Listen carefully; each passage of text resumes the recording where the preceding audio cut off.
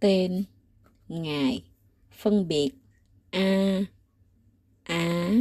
ớ. Bé gạch dưới chữ cái rồi nối vào những mẫu như ví dụ bên dưới. A,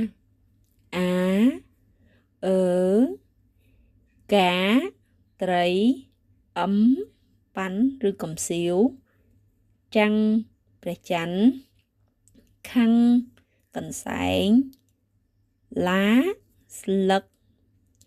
chân,ឬក៏chân, chướng, rắn, rắn, rắn, យើងអាច n ឬក៏ ng, ពស់ gấu, gấu, ខ្លាឃ្មុំ gà, gà, មាន់ អក្សរ C